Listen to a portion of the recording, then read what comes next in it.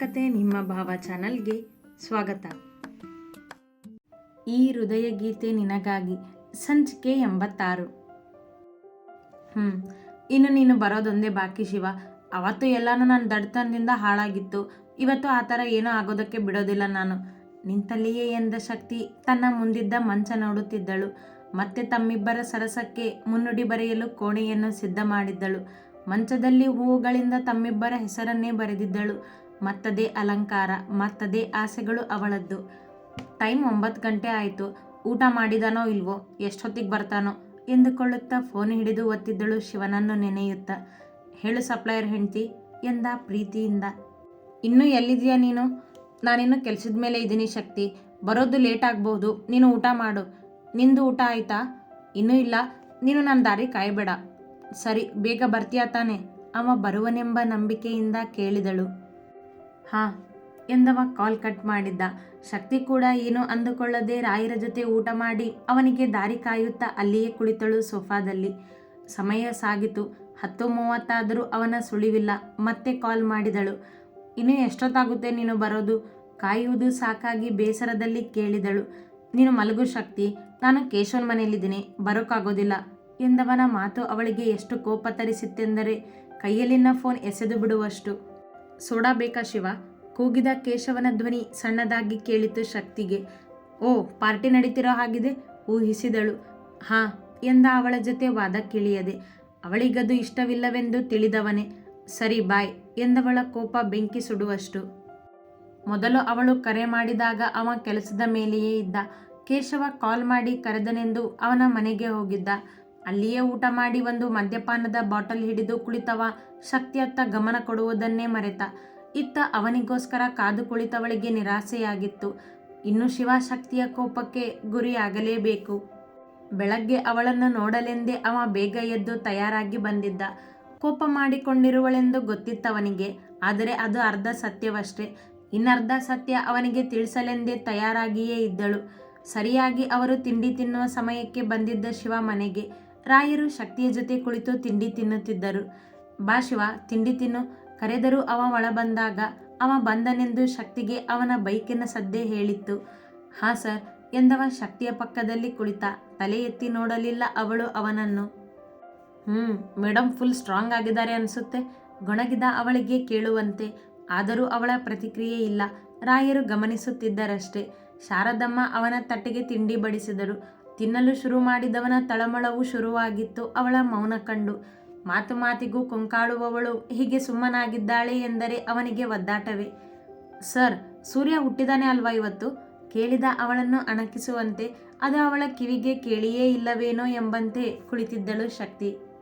ಶಿವ, ಇವತ್ತು ನಿನ್ನ ದಿನ ಭವಿಷ್ಯ ನೋಡಿದೆಯೋ ಇಲ್ವೋ ತಮಾಷೆಗೆಂದರು ರಾಯರು.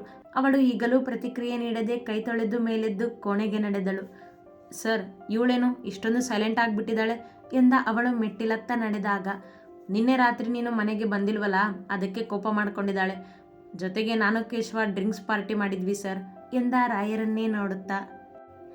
ಹಾಗಾದರೆ ಈ ಶಿವನನ್ನ ಆ ಶಿವನೇ ಕಾಪಾಡಬೇಕು ಎಂದರು ರಾಯರು ಶಕ್ತಿಯ ಕೋಪ ನೋಡಿ.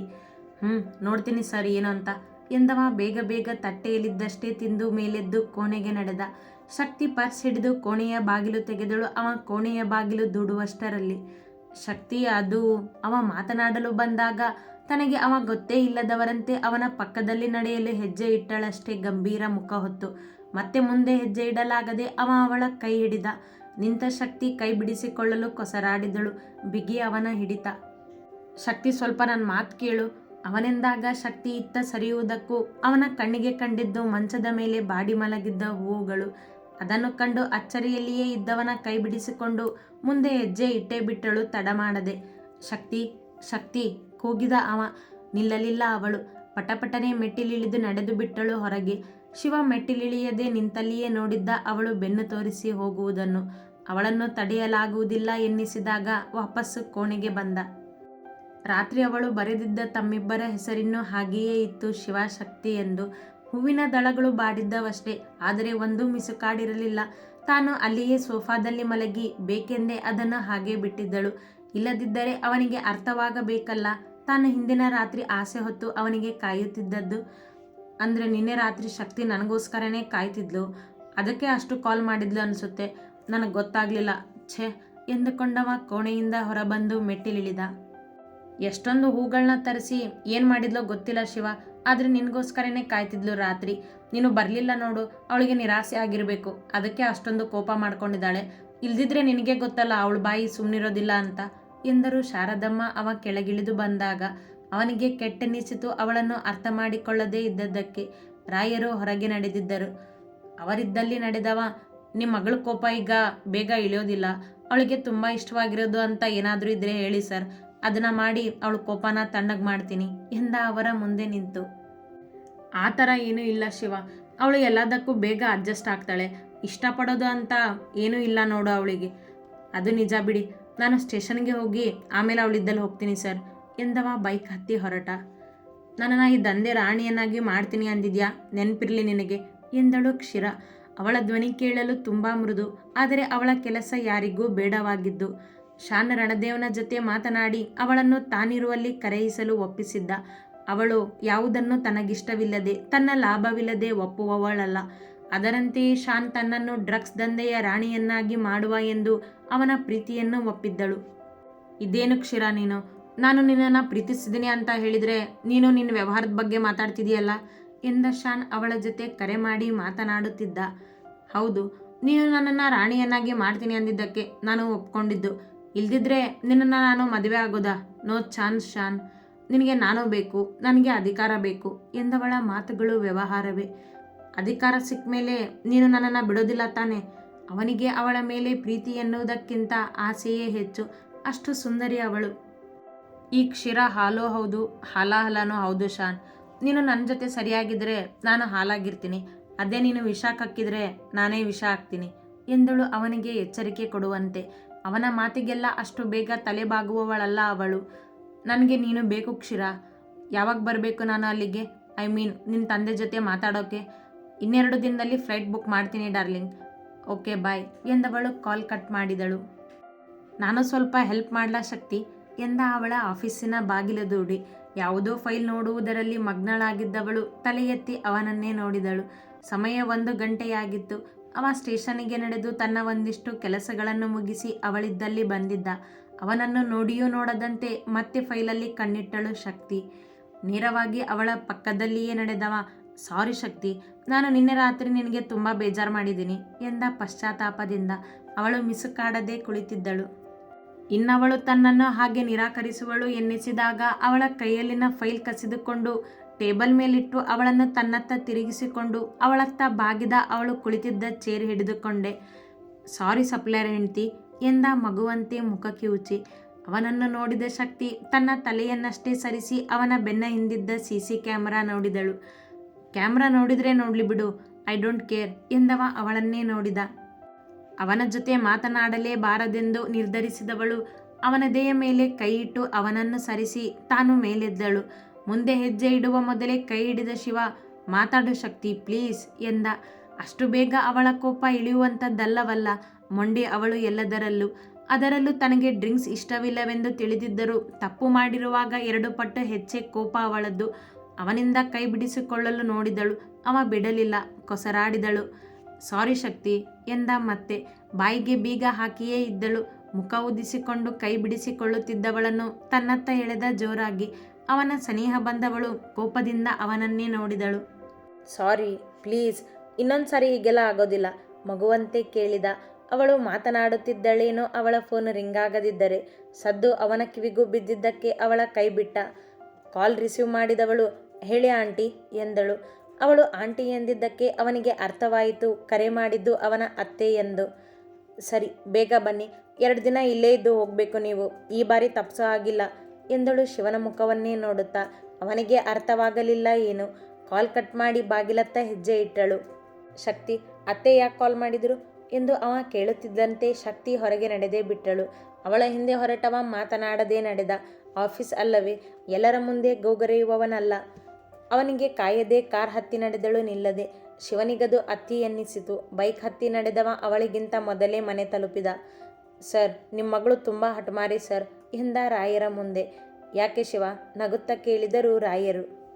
ಬೆಳಗ್ಗೆಯಿಂದ ಅವಳನ್ನು ಗೋಗರೆದು ಸಾಕಾಯ್ತು ನನಗೆ. ಅವಳು ಒಂದ್ಸರಿ ಹಠ ಹಿಡಿದ್ರೆ ಮುಗೀತು. ತಾನಾಗಿಯೇ ಮನಸ್ಸು ಬದಲಾಯಿಸೋವರೆಗೂ ಅವಳು ಯಾರ ಮಾತನ್ನು ಕೇಳೋದಿಲ್ಲ. ಗಟ್ಟಿ ಅವಳ ನಿರ್ಧಾರಗಳು. ನಾನು ಬಡಪಾಯಿಯಾಗಿದ್ದೀನಿ ಸರ್ ಇಲ್ಲಿ ಎಂದ ತನ್ನ ಒದ್ದಾಟ ಹೇಳುತ್ತಾ. ಕಾರಿನ ಸದ್ದಾಯಿತು. ಬಂದ್ಲು ನೋಡು, ಮತ್ತೆ ಟ್ರೈ ಮಾಡು. ಟ್ರೈ ಅಗೇನ್ ಅಂತೀರಾ ಸರ್? ಕೊನೆ ಬಾರಿ ಟ್ರೈ ಮಾಡ್ತೀನಿ ಎಂದವ ಅವಳು ಒಳಗೆ ಬರುವುದನ್ನೇ ನೋಡುತ್ತಾ ಕುಳಿತ. ಒಳಗೆ ಬಂದವಳು ನೇರವಾಗಿ ಕೋಣೆಯ ಮೆಟ್ಟಿಲು ಹತ್ತಿದಳು. ಅವ ಅಲ್ಲಿಯೇ ಇರುವನೆಂದು ಗೊತ್ತವಳಿಗೆ.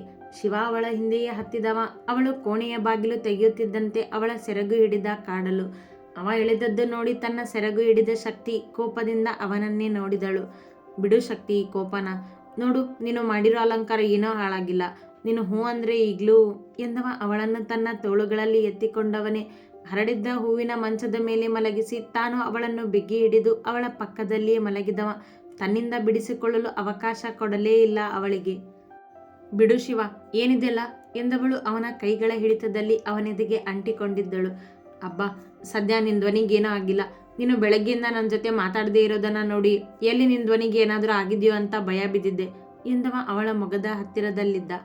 ಇಡಿಯಟ್, ಬಿಡು ನನ್ನ ಎಂದಳು ಅವನಿಂದ ಬಿಡಿಸಿಕೊಳ್ಳಲು ಒದ್ದಾಡುತ್ತಾ. ನೋಡು, ನೀನು ಮಾಡಿರೋ ಅಲಂಕಾರದ ಮೇಲೇ ಮಲಗಿದ್ದೇವೆ ಇಬ್ರು. ಕೋಪ ಬಿಟ್ಟು ನೀನು ಸಹಕರಿಸಿದ್ರೆ ರಾಗವಾಗಿ ಎಂದವ ಅವಳ ತುಟಿಗಳನ್ನು ಸವರಿದ ತನ್ನ ಬೆರಳುಗಳಿಂದ ತನ್ನ ಮುಖ ತಿರುಗಿಸಿದಳು. ಸಾರಿ ಶಕ್ತಿ ಎಂದವ ಅವಳ ಕೊರಳಲ್ಲಿ ಮುಖವಿಟ್ಟ. ಬಿಡು ನನ್ನನ್ನ ಎಂದವಳು ತನ್ನಿಂದ ಅವನನ್ನು ತಳ್ಳಿ ಮೇಲೆದ್ದು ಕುಳಿತಳು. ಎಲ್ಲ ಹಾಳು ಮಾಡಿದ ಬೆಲೆ ಇನ್ನೇನೆಂದು ಬಿಡು ನನ್ನನ್ನ. ಅಲಂಕಾರ ಹಾಗೇ ಇದೆ ಅನ್ಸುತ್ತಾ ನಿನಗೆ? ನೋಡ್ಕೋ ಸರಿಯಾಗಿ, ಹೂವೆಲ್ಲ ಬಾಡೋಗಿದೆ. ನಿನಗೆ ರಾತ್ರಿ ಕುಡ್ದಿರೋದು ಇನ್ನೂ ಇಳಿದಿಲ್ಲ ಅನ್ಸುತ್ತೆ, ಅದಕ್ಕೆ ಸರಿಯಾಗಿ ಕಾಣ್ತಿಲ್ವೇನೋ ಎಂದಳು ಅವನನ್ನೇ ದಿಟ್ಟಿಸುತ್ತ. ಧ್ವನಿ ಜೋರು ಅವಳದ್ದು ಕೋಪದಲ್ಲಿ. ಎದ್ದು ಅವಳ ಪಕ್ಕದಲ್ಲಿ ಕುಳಿತವ. ಕ್ಷಮಿಸ್ಬಿಡು, ಇದೊಂದು ಸರಿ ಎಂದ ಪ್ರೀತಿಯಿಂದ. ಎಷ್ಟು ಆಸೆಗಳನ್ನ ಇಟ್ಕೊಂಡು ನಾನು ಕಾಯ್ತಿದ್ದೆ. ಆಯ್ತಲ್ಲ ಎಲ್ಲಾನು, ಏನೋ ಹೇಳ್ಬೇಡ ನನಗೆ ಎಂದವಳು ಮಂಚದಿಂದ ಇಳಿದು ತನ್ನ ಸೆರಗು ಸರಿ ಮಾಡಿಕೊಂಡಳು. ಈಗೇನು ನೀನು ನಿನ್ನ ಕೋಪ ಬಿಡ್ತೀಯೋ ಇಲ್ವೋ? ನನ್ನ ಕೆಲಸ ಬಿಟ್ಟು ನಿನ್ನ ಹಿಂದೆ ತಿರುಗ್ತಿದ್ದೀನಿ ನಾನು ಎಂದವನ ತಾಳ್ಮೆಯೂ ಮುಗಿದಿತ್ತೇನೋ. ಅವನನ್ನೇ ನೋಡಿದವಳು ಏನೋ ಮಾತನಾಡದೆ ಬಾತ್ರೂಮಿಗೆ ನಡೆದು ಮುಖ ತೊಳೆದು ಬಂದಳು. ಅವಳು ಬರುವಷ್ಟರಲ್ಲಿ ಅವ ಮಂಚದ ಮೇಲೆ ಹರಡಿದ್ದ ಹೂಗಳನ್ನು ತೆಗೆದು ಡಸ್ಟ್ಬಿನ್ನಿನಲ್ಲಿ ಹಾಕಿದ.